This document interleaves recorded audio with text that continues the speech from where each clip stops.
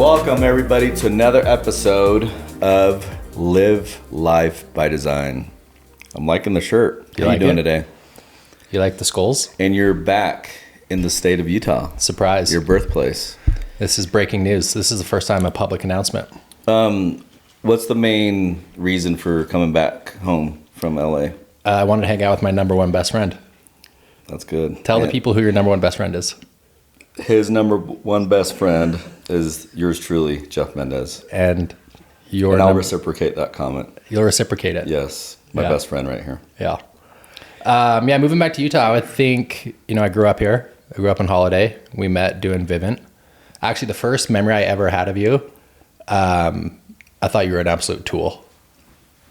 And then you get to, and I think one thing I appreciate about you, Jeff, and we'll get into this, is you're very serious. You have like a very serious demeanor, and you're locked in. And if anyone's like, who's locked in? Poppy is locked in. And then it's just been really cool, over the last 10 years to get to know you on more of a deeper level, and just feeling like you're open heart and you care about people, and you are striving for excellence in everything you do. And that first moment I met you, I remember feeling like, well, this guy's really intense, like it's too much for me. And gradually over the term we got to know each other, and just building those friendships in Utah and the foundation. I've got my family here, amazing friends. Alchemy sales coaching has grown and expanded, and it tends to have a lot of door-to-door people here, and that space is here. And I think the reason I moved back was my ego loves LA. I mean, you've been to LA, you've kind of you've popped in, and it's a lot, right? Ego loves LA, beautiful women, there's good food, there's good weather, but I can't deny there was this internal calling of How long were you gone? 3 years. 3 years. Yeah, Venice Beach. Venice Beach. Was it a combination of business and just personal life? I mean, obviously they're intertwined, but was it more of just my own curiosity, was it more of a business decision, or more of this is where I'm at in my life, I want to get back to my roots, get back to my family, get back into that more of a familial state, if you will? Yeah, and I think, I look at our friendship, we've known each other for a long time, and I feel seen and supported by you. And you were, I've gone through major transitions in my life. You've gone through major transitions in your life. We've had phone calls late into the night, talking about important, big questions about life. And LA kind of feels a little fluffy. And I feel like I was missing the depth of that. So while it's kind of outwardly expressively fun, and I've don't get me wrong, I have amazing friends there who I've got really strong connections with, but the overall energy is a little bit more fluffy. And wanting just kind of return back to your point, your roots, family, people who feel like I know me the best and can support me in the vision, and I can support other people. And so it was kind of this coming home moment to really just lock in. Awesome. Yeah. Okay, so let's go back to your number one and direct to home. 2012? 2014. 2014. So my number one year, the year I was... No, your first year. First year was 2011. 2011. But I only went out for a couple of weeks. Yeah, so that was your final El Paso year. Yep, that was the year my dad died. 2011. 2011 is when my dad passed. I probably knocked a total of 7 weeks. I had a deal with Casey Baugh where he was like, hey, we want to support you. I know your dad has cancer. If you decide to go out, I will buy your plane ticket to and from Utah as many times as you want to go see your dad, and we fully support you. So I agreed to that. It was an awesome offering. And I sold 50 accounts in 2011 in about a couple of weeks. And that's when that paradigm shift happens, where it's I can make money on production rather than time. If I go out and produce well, I'm kind of in charge of my income. And that's when the mindset shift happened. And then that end of year incentive was a cruise. We go on the cruise. I didn't know anybody. I actually roomed with Dusty Wynn. This is the first time I met Dusty Wynn, who's now killing it. Shout out Dusty. And I had a conversation with Seabaugh at the top of the cruise ship, and he said, I want you to go all in on this thing. No plan B, commit to things for 5 years. And then rolling that in, 2012 was the first year. So my real first full summer doing door-to-door, I was managing 30 people. And then who brought you in 2011? We were not going to use his name because he's not an ideal stand-up citizen. But basically, when I met this dude, I'm like, vibes are off. Don't trust this guy. But Not hold on. good. But so it wasn't a friend. It was somebody in the industry. I was a cold recruit at the University of Utah. So tell me how that transpired. Great story. So think 2011, what's going on, right? iPhone just came out. People are rocking the True Religion jeans. Got the iPhone came out in 2008. But like people didn't have it, you know? Okay. Like if you saw someone with an iPhone when you're like They're 19 cool. years old in college, Got it. like you can't afford that, you know? Got it. He's got So this guy has an iPhone, True Religion jeans. True Religion's on, G-Star jacket. He's got a booth at the University of Utah. And straight up, I'm like walking to like econ class. Mm-hmm. He's like, "What's up, bro? What are you doing this summer? You want to go make $50,000? And I'm like, literally roll my eyes. And I'm like, oh boy. Cause you know, the persona of the door-to-door in that space is like douche bros, sales, like scam. And I said, show me what it is. I said, I've heard about it. I don't know anyone who's in it. Just like, show me. Slaps a pay scale in front of my face. It's like, if you go out and crush it, bro, you'll make 75K, you know? And I asked him, I'm like, okay, this was before Wolf of Wall Street, but I had a Wolf of Wall Street moment where I was like, all right, if you're so good, show me your bank account. And he pulls out his iPhone. I was like, damn, you know, goes to his Chase bank account. He shows me his checking account. There's like 60 grand in it. When you're 19 years old and you're making, you know, hourly and you see $60,000 in a checking account, it's $1 million. Yeah. I'm like, this dude's a millionaire. And so I'm like, okay, I'm interested. And so he then was like, okay, we're going on a preseason trip in like 2 weeks, a couple weeks. I'll pay for your flight. Just come out. I'll teach you how to do it. And I'm like, okay, I'm in. So I show up. We go to Compton, California is where our trip was. This is APX at the time. And I show up. The dude didn't even put me in the system. Like, I don't have a badge. I can't even run credit because I'm not even in the system. And I'm like, dude, what am I, like, I didn't know what needed to happen. And he's like, well, just sell in my name. And I'm like, whatever. So this is a true story. I don't know if you know this, but he gives me, I watch him for like a couple of doors and he's like pitching like, do you hear that people are cutting the phone lines? Like everyone's breaking in out here, like promotional, free system, free. And I'm just like, this doesn't feel ethical at all. And so I'm like, let me go on my own. So I swear, first door I ever knock in my whole life. I go up and I knock on the door. Guy answers and I said, I'm like shaking. And I have my slick and it's the 2 gig panel. And I was like, hey, sir, we're here to upgrade your alarm to wireless. That was my pitch, first words. And he says, oh, I've actually been meaning to do that. Come in. And I walk in and it's like, to this day, the easiest sale I've ever had in my whole life. He's like, yeah, I've got an older landline system. We never use our landline. Me and my wife have been talking about it. We need to do this. Let's do this. So I called Greg up. Oh, I just used his name. His name's Greg. Cat's out of the bag. You don't say his last name though, right? Yeah. We'll just call him Greg. And I called Greg. I'm like, hey man, I got a deal. And he's like, what do you mean? I'm like, he's like, I dropped you off 15 minutes ago. I'm like, I got a deal. So he comes over and I, put it in his name or whatever. Anyways, I got another one on that trip. Still to this day, that first deal, easiest deal ever. And then he sent me a Did you assume that all the deals would be like that? Yeah. I'm like, oh, I remember leaving that house being like, I'm going to make $1 million. This is the easiest thing in the whole world. Yeah. Like, this is the easiest, what are you talking about? This is the easiest job ever. And left that house. And then the next day I got humbled, right? Like, I felt the job and I remember sitting on the curb. Probably the worst thing that could have happened to you is having that easy of a deal starting out. First door I touched by myself. Yeah. Still to this day, it's not good. No. Well, it gave me a little bit of hope, right? So I'm like, okay, cool. There's something here. So I go get humbled. But what happened though was he paid me $400 for each deal. He shorted me. But anyways, I get home from that trip and he sends me a Venmo for $800. And I was like, that used to take me a month to make that. And I made that in 2 days. Like, whoa. And that's when it's like the light bulb goes off. And then shortly after that, he was like, hey, I want you to meet my regional manager, have a drop in. I'm like, sure. And then he took me to Casey Baugh's house. And then when I met Casey, who was the regional? Casey. So Casey was the regional. Yeah, he takes me to Casey's house, and that's when I meet C-Baugh for the first time. And then once I met Casey, I'm like, okay, this dude's legit. I can trust this guy. Was he wearing True Religions? He was wearing True Religions. Did he have an iPhone? G-Star had the iPhone. Had 2 iPhones. No, but actually, what ends up happening was, on that note, so I got my first summer to Fort Worth with Aaron Ross, Brian Peterson, Ace Huddleston, Stephen Elliott, Topher Dibley, Parker Haleen, like wild bunch. And then 2 weeks into the summer, the guy who recruited me gets fired for stealing prescription drugs out of a customer's house.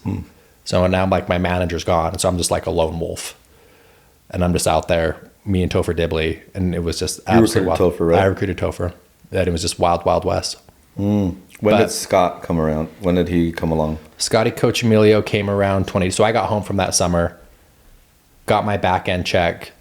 How big was it? It was 50 grand. No. The back end check was like 25 grand. From the 2011 summer? Yeah. And then I later realized as I like went in that like Seba hooked it up, gave me like some bonuses to keep me in the system. I didn't realize that until later, but I'm like, yeah, this is how much you make, and then had that experience. I remember showing Scotty, I'm like, dude, I worked for 6 weeks and I just got this check. And he was like, I'm in. And then 2012 was the year I went all in. Where'd you go in 12? Houston. Were you under a team or were you running your own team? Me and Aaron Ross were co-managing, and but I brought 30 dudes, and Aaron brought like 40. How'd you guys do? Crushed. We did, I want to say 1,400. 60. My group did 1,500, and I sold 220. It was like a first time. And then year 3? Year 3 was Austin, Texas, and that was when I was the number 1 rep in Dynasty, and I did 265. Really, really clean business, really high quality. And then the year after that was when I was flirting with the top rep all summer. I installed 357. That was Fort Worth. That was because of you told us to go to Virginia. We went to Virginia in 14 and knocked South DC.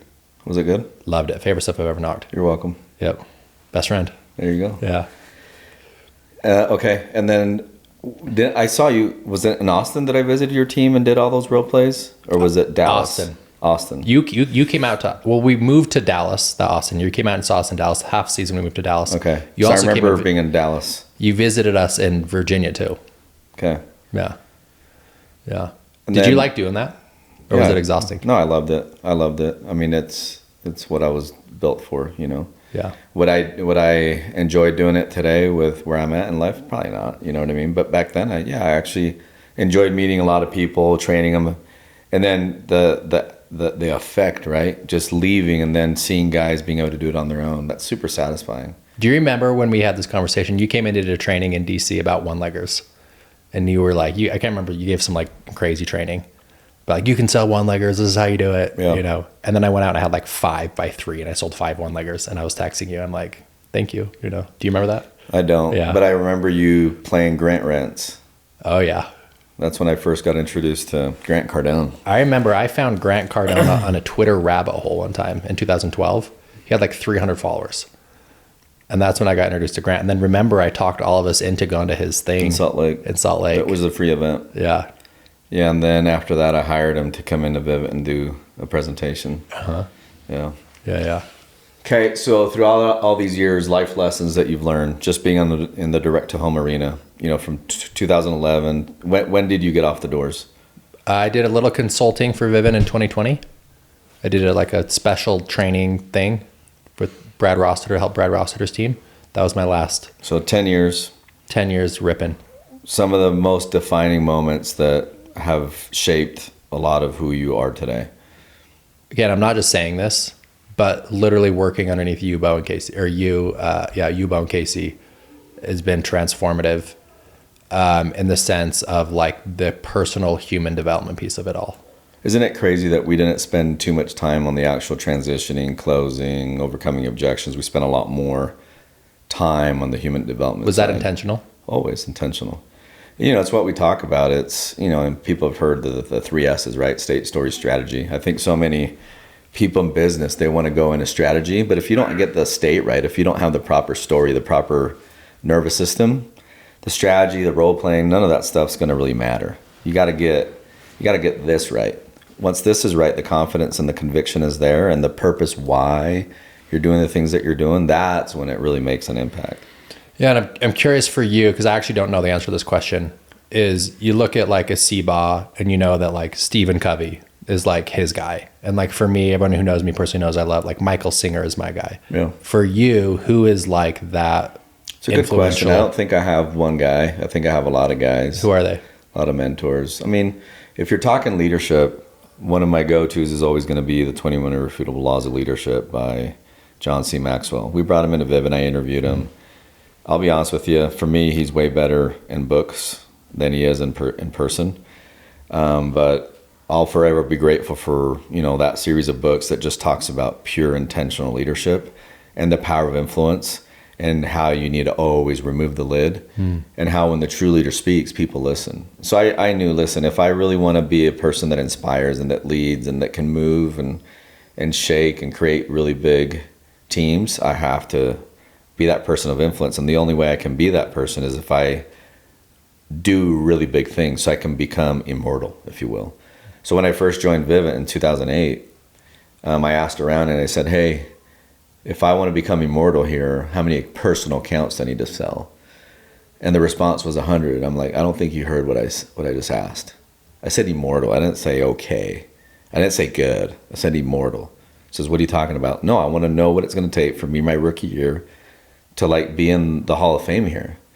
I'm not joking. What's the number? He says, dude, if you can sell over 200, that's no, immortal, 300. I was like, done. 300 it is. Did 50 preseason, right? 250 summer. But that way, when people walk into the room and you're training, they're going to listen to you. They're not going to listen to the guy that is doing 50, 100, whatever. If the guy that does 300 is in the room, they're going to listen to that guy. Law of E.F. Hutton. When the true leader speaks, the people listen. And then, what I always believed in was you do personal production to build teams. You don't do it for the paycheck. You do it so you can build teams, regions, divisions, companies, etc. So it's the cart before the horse. But, John C. Maxwell there. And then I look at a lot of athletes. Kobe Bryant was always one of my top inspirations as far as work ethic is concerned.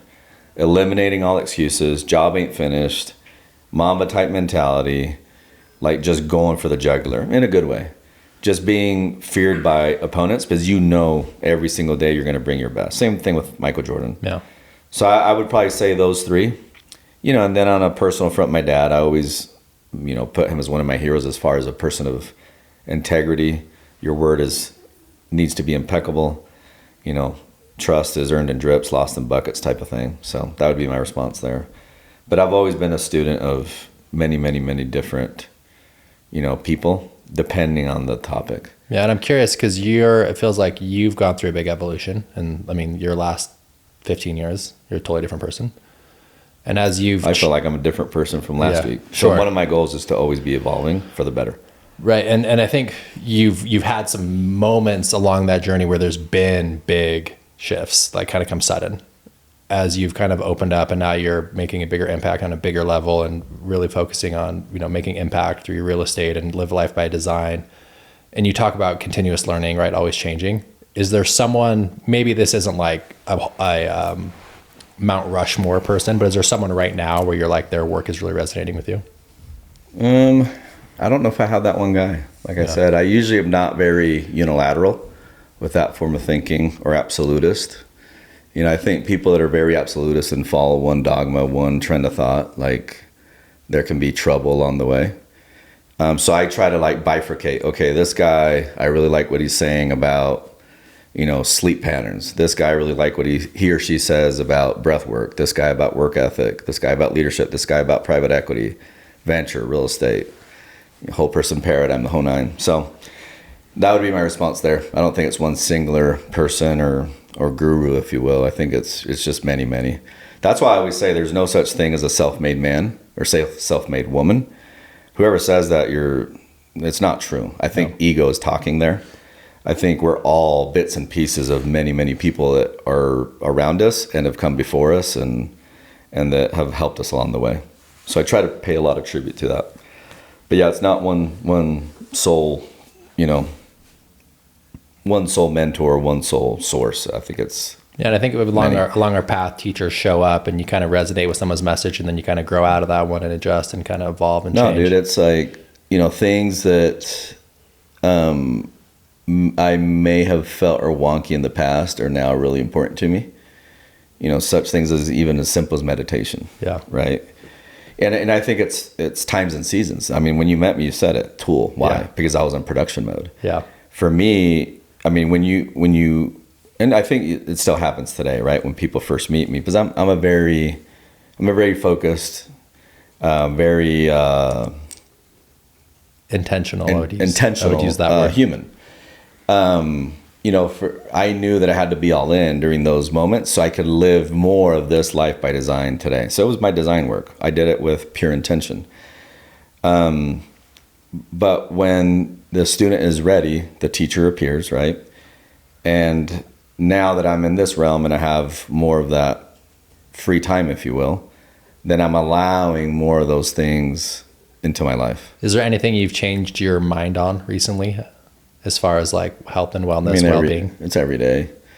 I mean, it's sometimes you think that this is good for you and then you do more research. And honestly, sometimes it's like, it's exhausting because the first time I found that milk was bad for you, I was 19 and my world almost like ended. Milk. Like milk is terrible for you. Yeah. Okay. It's bad. All the chemicals, all the pasteurization process, the whole nine. It's like poison. So I get into the seminar, you know, I'm actually ready to go on my mission to Panama. We're in the training center and there's a doctor there trying to give us best practices for nutrition and health. And the literal first thing that he says in his opening statement is, don't drink any milk on your mission. It's poison for your body. All the chemicals, pasteurization, et cetera, like I mentioned, it messes up your digestive system, the whole nine. And I was like, what in the world? If what he's saying is true, like, and I believed that lie for so long with got milk campaigns and everything. And as soon as I would wake up, my mom would give me a glass of milk. I'm like, what else is going to get challenged here? So, but no, listen, I think there's always things that you're pivoting and improving on. And listen, I once had a friend of mine, he would mess with me and say, you've changed. He'd say it to everybody. Sure. You've changed. And I used to be like, what are you talking about? But then I realized he was being sarcastic. He was joking. And as I've evolved as a human, as I've grown, you know, if he were to say that to me again, I'd be like, thank you. Yeah, I hope so. Yeah. So. Yeah. Can I ask you a deep question? Do you want to go deep, or are we gonna keep it light, or do you want to get vulnerable? I'm gonna ask you a question, and then we'll pivot back in your questions. That way, this is the Live Life by Design show, not the Alchemy show. It's a combo. This is going live on the Alchemy Podcast too. We're interviewing each other. So that's what best friends do. Tell me why the name Alchemy and what alchemy represents. What alchemy is. So the way I define alchemy is the process, not the end mark. The process of human transformation, right? We talk about changing, and fulfillment. So the process of human transformation and fulfillment. So to echo with what you're saying, there is no finish line, in my belief, there is no finish line of life. Like no one's like completed it and been like declared the winner of the human race. There's always something to learn. We can always get better. We can always change. We can always evolve. So we're always in a process of alchemizing. And one thing... Explain what alchemizing is. Yeah, it's evolving of who we truly are. It's learning, it's growing, it's expanding, gaining new knowledge, new insights, new growth, truly stepping into our potential. Not physically, mentally, are we learning, are we growing, are we expanding? Emotionally, are we connecting, are we loving? And spiritually, are we building a relationship with something beyond ourselves? Whether you call that God or universe, divine, whatever, or the most improbable probability of science, like whatever it is for you. And so Alchemy was launched because of my own story, process of my experience of being very out of balance. So when I was in Vivint, it was very much go, go, go, go, go, produce with the intention, subconscious intention of gaining validation. Whereas like if I can just be the top rep and have the top office, then you and Casey and Bo and Todd and everyone will tell me I'm great. And then finally, I'll be good. And then people will see that I'm successful and the girls will see that I'm successful and my friends will approve of me. If I can just get all the things, then eventually I'll be happy. Very much living in happy when syndrome. Sure. And found that it just doesn't work, right? It feels like it doesn't work. And those that know me who have read my book, Holy Shit, We're Alive, I talk about my personal experiences in 2017. Like growing up in Utah, it's kind of, you're in a box, you know, and you don't realize that. And was doing the Vivint thing and doing the Mormon thing, and was doing everything I was supposed to do, and was not fulfilled. I was sad. I was frustrated. I was lost. And my journey to kind of breaking out of that box involved psychedelic medicine. That's not everyone's route. It's not the only route. But that was my route. And I remember going through that process. It was very helpful for me at that time, and also really scary because I felt like I was getting outcasted.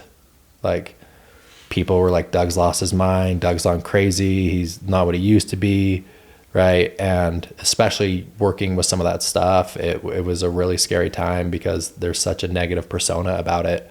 And I feel like I'd kind of lost everything. But in that process of learning to regulate my emotions, to learning to heal myself, to learning to get clear and build a relationship with God, I felt like I was alchemized. And what happened was I found that I was much more effective at work because I had taken care of my internal state. And so you see this a lot, and I know you've seen this, where, especially in the summer sales program or in any business, people get way out of balance, where it's like, I'm going to wake up at 5 a.m. and David Goggins it and freaking sleep for 2 hours and freaking go sell 15 and grind all day. And then 2 weeks later, where are they? They can't get out of bed. They're going to the gas station. They're exhausted. And so the simple law of nature is every force action has an opposite and equal reaction. So if I go way over here, it's only a matter of time where I'm going to have to go way over to the other side to recover. So by alchemizing myself, learning self-regulation, dealing with my emotions, dealing with these traumatic experiences, and however big or small, building a relationship with my physical, mental, and emotional and spiritual health, it gave me a lot more endurance to work with my energies so I could actually be a better performer because I'm not swinging so far. And so that was kind of my experience. And I realized getting on the other side of like, I have so much more energy to go build a team or to go sell or to go recruit because I'm not out of balance. And so bringing that information to this space, a lot of my clients are in door-to-door. I have some not in door-to-door. A lot of them are entrepreneurs as well. But it's like, I think the number one skill any human being can make. If I had the world's attention and I could teach a 5-minute course to the whole world, I would teach emotional self-regulation. Because anxious, fearful, overwhelmed people make poor decisions. Period. So if I can learn to regulate, stay calm, stay steady, be okay with what happens, doesn't mean that it's right or moral or it's my preference, but if I'm okay with what happens, then I'm able to actually handle it. Right? As a father, you've got a different situation. Let's say something wild happens with your kid and they get in trouble for something. First step for you is like, you gotta be okay. I can handle this situation. If you're not okay with it and you're panicked and you're freaked out and you're anxious and you go to the principal's office for something, it's not going to make the situation any better. So whether it's with your business or your relationship with your family, if you can learn to alchemize, get calm, steady, self-regulated, now I can go deal with the pressing issue that's in front of me most effectively. Yeah, you always say, on your social media outlets, et cetera, you don't have a sales problem, you have a personal problem, right? Like if you can but if you can work on that, then you can regulate, or you can work on the other things. And Sean Aker talks about this all the time, and the happiness advantage. The premise of the book is there's so much research done on trauma, on depression, anxiety, all those things, but nobody really studies happiness. Mm-hmm. You don't really see a commercial on TV, prescribing happiness. It's prescribing antidotes to depression. There's a pill for that. So he says, we have all this information, all this research, all these case studies on depression and the causes of them. Why don't we study the causation of happiness? What makes somebody happy? And his whole book is that premise. And what it says is what you just hit on. Happiness, fulfillment, is the precursor to success. You saying that you wanted to be a peak performer to get validation and significance from Todd, Alex, Bo, me, Casey, whatever. When I do that and I get recognized, then I'll be happy. Yeah. It doesn't work that way. You first have to choose to be happy, regulate, like you said, and then you are ready and equipped for success. Yeah, and I want to add to that. It's choosing to be happy regardless of what's going on. Yeah. Regardless, right? Your life is never going to be perfect in every category. you're always going to be dealing with It's something. life. Always. So the opportunity here isn't to get rid of your anxiety, get rid of depression. It's working with it. I am anxious. I'm frustrated. I'm overwhelmed. I'm panicked.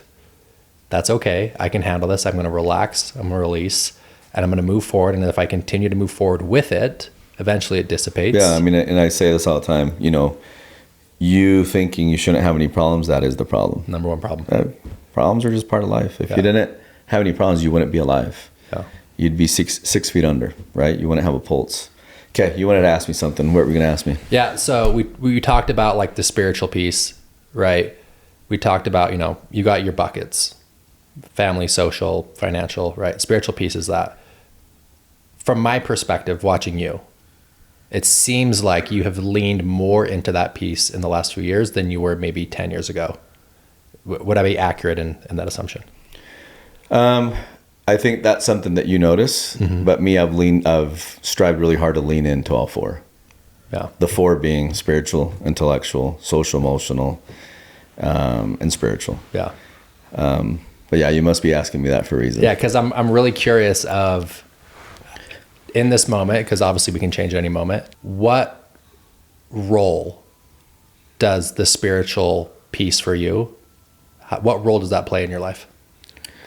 I mean, it's everything, right? So if one of those four quadrants is out of whack, like you're just not that whole person. Like it's everything. So you can be the most fit human on earth physically, 6-pack, 6% body fat. But if your spirit isn't right, you're going to be empty. And when your spirit isn't right, what do you do specifically to make sure you get that back? I just work on it. I have different things that I work on to be able to get there, either through reading, meditating, praying. Simple things is grounding, walking outside my grass, barefoot, sun in my face, thinking about my kids, gratitude list, talking to my mom who's in the heavens, little things like that to get that spiritual connection. I don't think it's a mechanism of going to church and sitting, on a bench. Religion's always been a big part of my life, but I think there's a clear distinction between dogma/religion and then spirituality. I think if you don't work on the spiritual and you only work on the religion, you're missing out on a lot. Yeah. Regardless of your denomination, regardless of your faith. Yeah. And I'm curious and as well. And hold on, I think a lot of people check boxes on the spirituality front instead of like really working and doing the deep work to get the spirit alive. What would be an example of that? I think, if you say, okay, I read the Bible today, or whatever you read, check it just by going through the emotion, which is better than not doing it. But if you really want to get to a higher state, then you actually silence the noise. If you get in your head, you're dead. You get in the gut, you listen to the gut, you connect. You get in isolation, meaning it's just you having to deal with you, and then you can see really the spirit.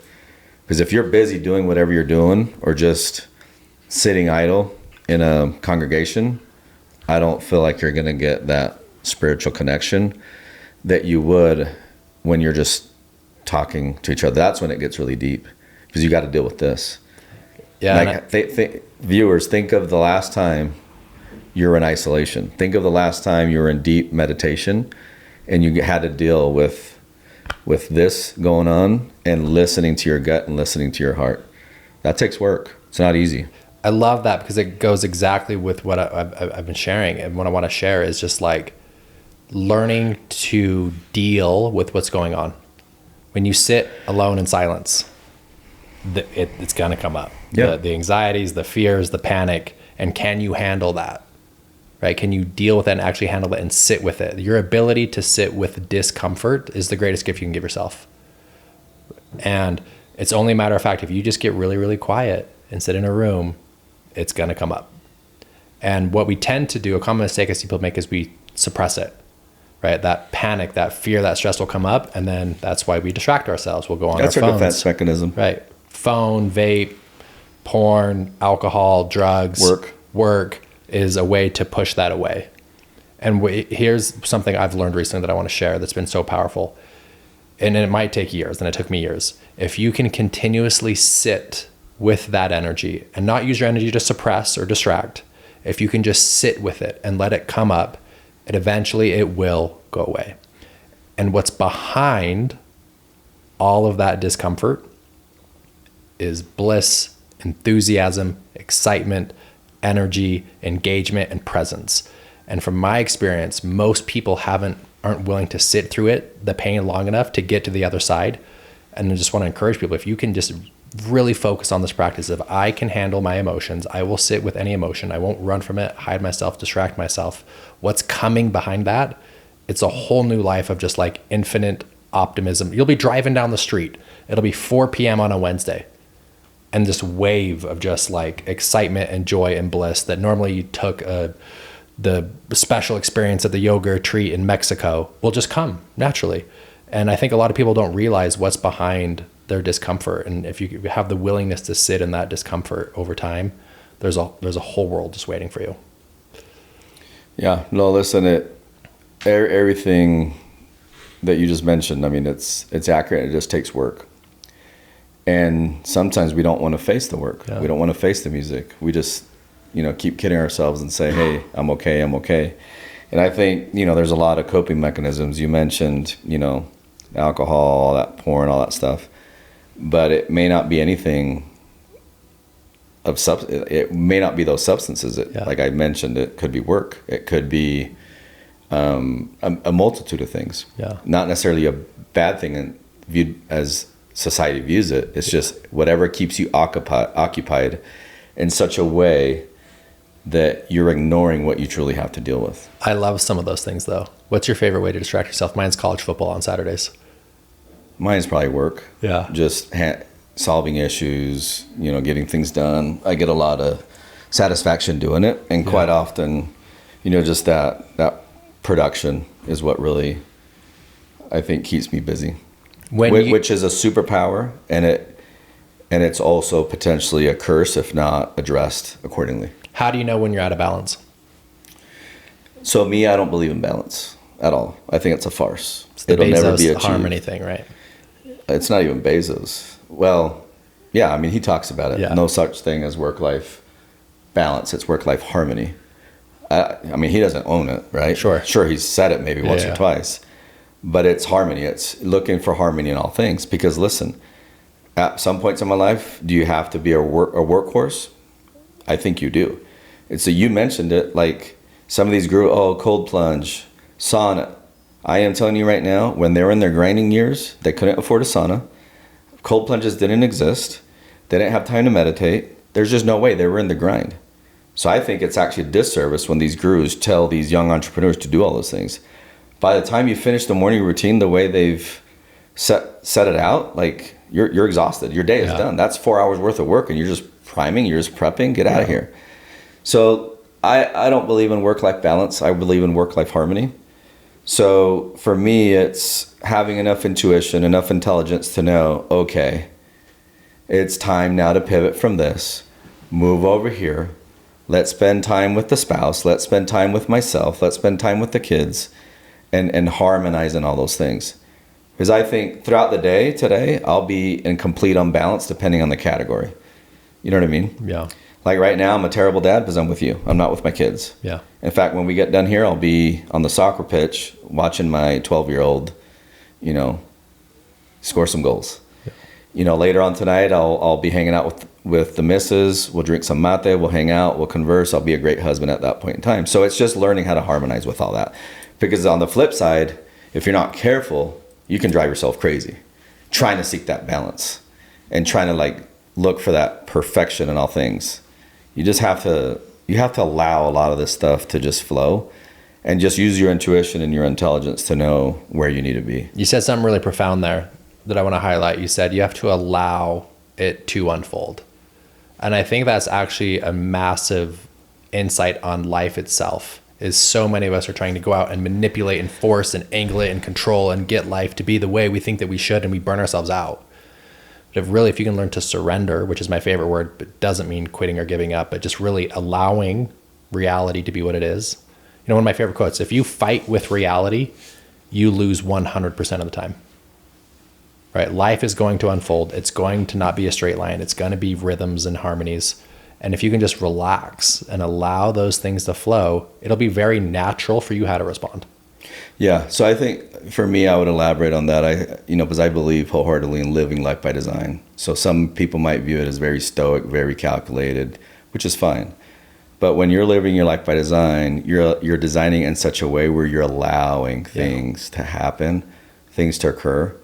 Now, I plan out my week. I plan out all 168.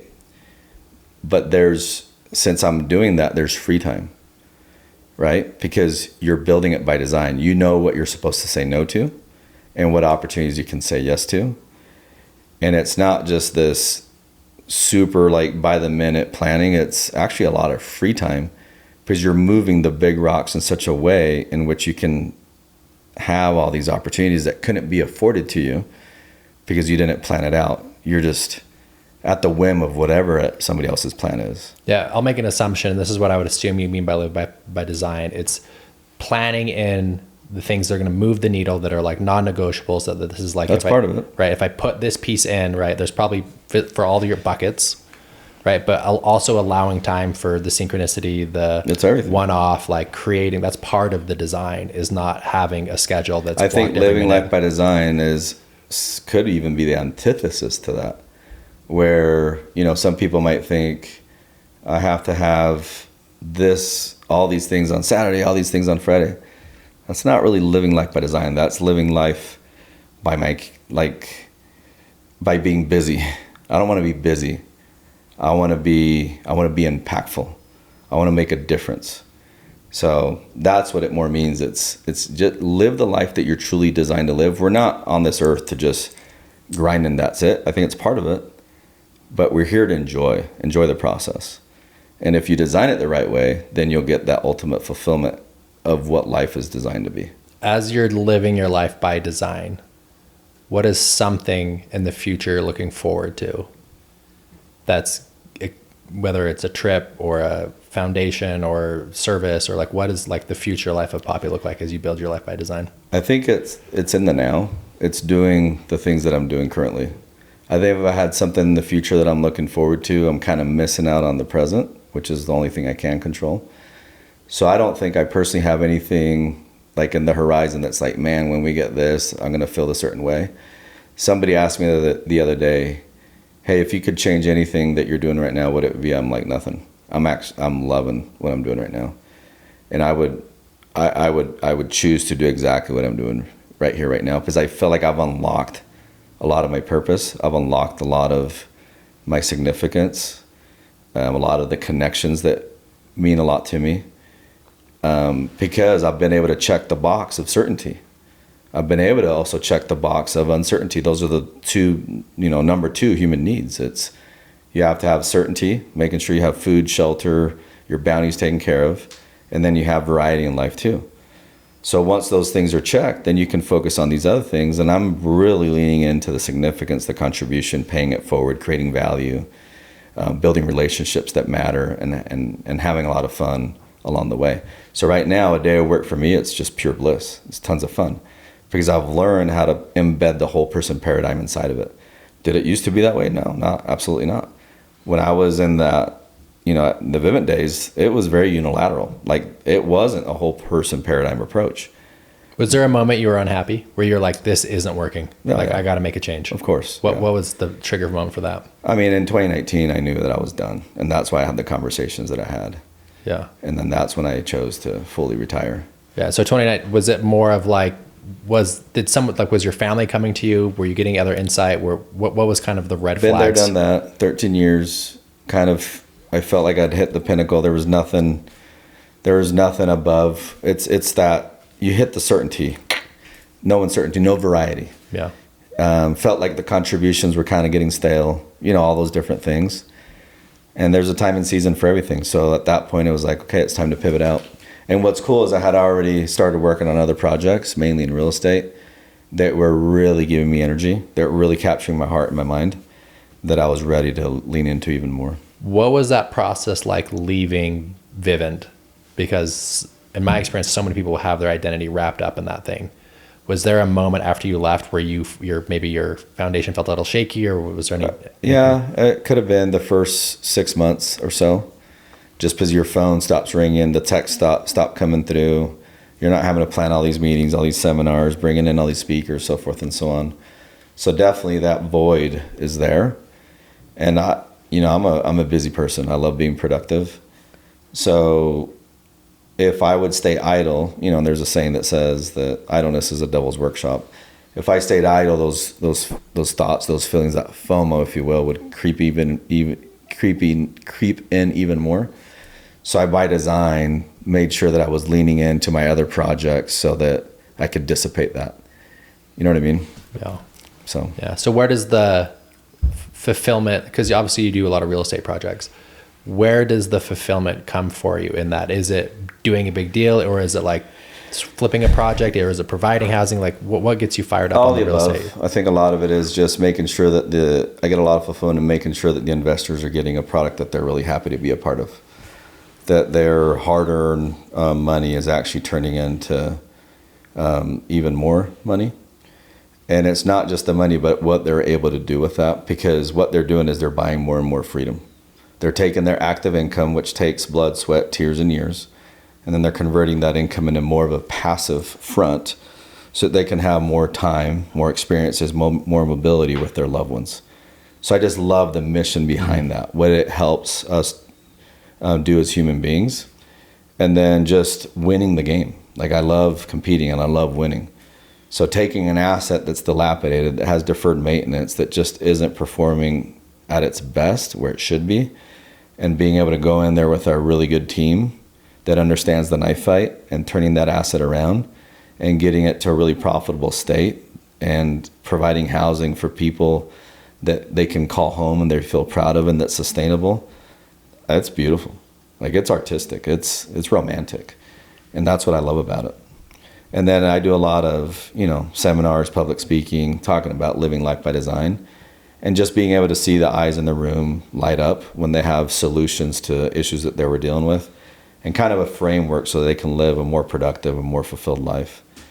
And I say this all the time, we as leaders, we can save more lives than surgeons, because we're anticipating and we're intercepting lives before it becomes detrimental. When you're seeing a surgeon, more than likely you already have that condition that you have to go get removed or whatever. So we're going in there anticipating and helping people get on the right track, if you will, way before they have to get to the surgical table. So I take a lot of, I have a lot of passion for that. I take a lot of responsibility for that in a good way. And that's what gives me tremendous fulfillment. And you do a really great job at it, brother. And on that note, you talk about speaking. We're stoked to have you out for Alchemy Fest, October 4th through the 7th in the Redwoods. And talking about that inner fulfillment piece, that I intentionally curate these experiences to hit all four of those buckets: physical, mental, emotional, and spiritual. And so this event is really kind of the first of its kind for this industry in this space, where we're going to be secluded deep in the woods. I know it's a pain to get out there, but like, once you get out there, phones are off. We're going to have early morning movement practices, yoga, exercise, HIIT training. We'll have workshops to hit on the mental piece, right? You're going to come in, you're going to drop your knowledge on investing in real estate. You're going to have a plan for your business, plan for your teams. We're going to hit the emotional side with connection activities and opportunities to get other people and network and connect, be in deep nature, and the spiritual piece of, being deep in the nature and having the breath works and having those experiences and having the DJs. And so that's what that alchemy piece is all about, is hitting all four of those. So we're super stoked to have you out there, brother. And those that are listening, it's October 4th through the 7th in the Redwoods. Would love to have everyone out there and really just magnify the whole human experience. And so you do a great job with that, brother. And there's very few people, I've been to a lot of speakers, but there's very few people who have the ability to articulate such complex ideas in a way that you do, that simplify them in a very way. And I think you did that really, really well when you were training at Vivint, and you do it really well when you talk about real estate. I'll never forget, you came to one of our first Alchemy events 2 years ago in St. George, and it was like a 2-hour masterclass. I remember people were walking out of that on real estate, and people were walking out of there being like, that was a semester of college on real estate investing. And I'm curious, has that always been a skill for you, been able to like digest information and be able to articulate it simply, or how is that something you've worked on? Yes and yes. It's come pretty naturally to me, but I've definitely worked on it, right, to improve that unique ability. And, I can say it because, I believe it. Like, for some people that might think like I'm bragging, but your opinion is your opinion. When I was on my mission, I met with my mission leader, and I asked him, hey, you knowing me and working with me for the last couple of years, what advice would you give me as far as my education is concerned? What would you study if you were me? He says, you need to study communications, but don't get a communications degree. Go get a bachelor's in English, and more preferably, go get one in writing and in rhetoric. And I'm like, why? I'm not going to be a poet. Yeah. I'm not going to be an author. Like, he says, no, you don't get it. The number one problem in business, which is life, so business and life, is lack of proper and direct communication. So if you can master the language and understand how to write and speak and take complex issues and make them simple, you will be lethal in a good way. You'll be able to like move mountains. You'll be able to be a really good like advocate of good, right? And he also said this. He says, you have a lot of power of influence, and you can either use it for good or for bad. If you choose the bad path, you're going to be really scary. So make sure you stay away from all the bad, because you're very, good at communicating whatever. But make sure that you're always on the path of good.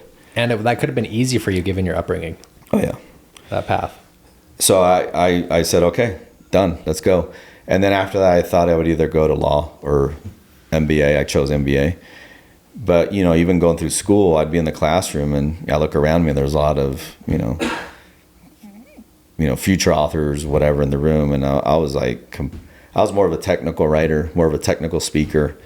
But I just really wanted to learn what's a preposition, what's a linking verb, what's an action verb, what's a noun, what's a pronoun, all these different things, colon, semicolon, whatever. So that as I'm writing in emails, text messages, anything at all, I'm very, very confident in what I'm sending out, and in speech too. So if you know the rules of the game, then you can either, speak eloquently, depending on your audience, or you can bro it down. Yeah. So that's why I chose that. So taking these complex issues, I love the Da Vinci quote that says, simplicity is the ultimate form of sophistication. So if I can make complex and sophisticated issues really simple, that is very sophisticated. Was there a time you realized you were good, where you're like, whoa, I'm actually really good? Yeah. I mean, on my mission, that was probably the first. Well, it was interesting. Now that you ask, and I thought about this. In scouting, we're at this jamboree thing in Puerto Rico, and my group was choosing a leader, and unanimously, there's maybe a dozen of us, unanimously everybody voted for me after 2 days of meeting me. And I'm like, what? Me? Why? What did I do that's so different, so special for me to get all these votes? And then the guy said, you're just a great leader. We want to be led by you. And I'm like, what? That was my first aha, like, wow. What I say matters, what I do matters. My example, is being utilized, right? So, wow, there's some stewardship here. There's some responsibility here. That was the first time that I realized, okay, I might be a little bit different from, my cohorts. That was the first one. And then on my mission, it was a lot of leadership there. And, they would turn to me for a lot of the big issues and the big problems. And I had the ability of solving whatever was thrown my way. Yeah. Which is really cool. How do you navigate? Even Walmart. Yeah. I mean, it's the youngest store manager in Walmart history. Yeah. Because I was going to say, you managed Walmart's. How old were you? 22, 23. And how big was the team you were leading? I mean, every store had like 300 plus people, and you're running 3 full shifts. Yeah. You have a morning shift, a mid shift, and a night shift. So it took a lot of leadership to run that. Do you feel the pressure of that? Do you feel the pressure of leadership, or is it something that gives you energy? I do, and I do. It gives me a lot of energy. Do I feel the pressure, meaning I know I need to render a service. I have a duty of care. I have a fiduciary. Yeah, I take that very seriously. But I love the challenge. I really enjoy it. I crave it. If I'm not solving issues, if I'm not talking to people and helping them level up, there's a void there. Yeah. Well, I mean, in my experience, you're one of the most phenomenal leaders I know. You've greatly impacted my life.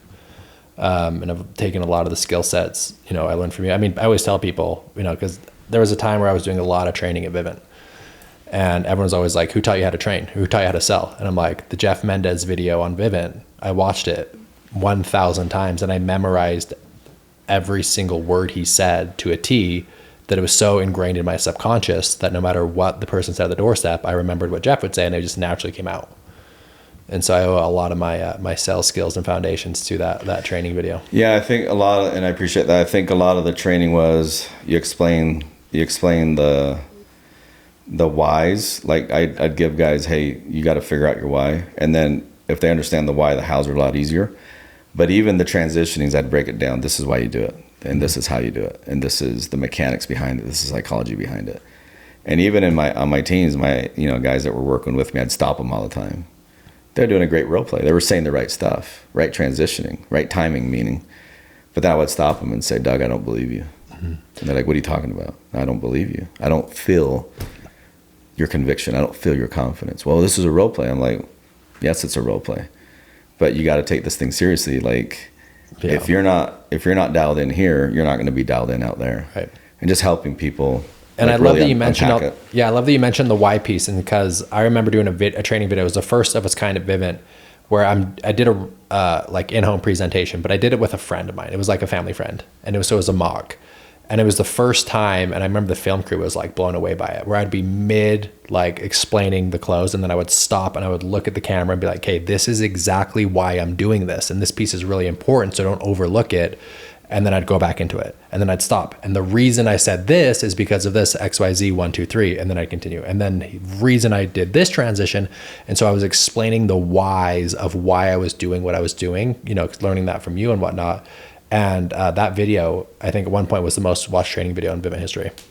I love it. Yeah. Okay, well, on with this. Great combo. I'm sure there's a ton of gems. Live life by design. We've talked a lot about it. I always love ending the show with this question. What does it mean to you? Living life by design to me is, I'm going to emphasize the life part, right?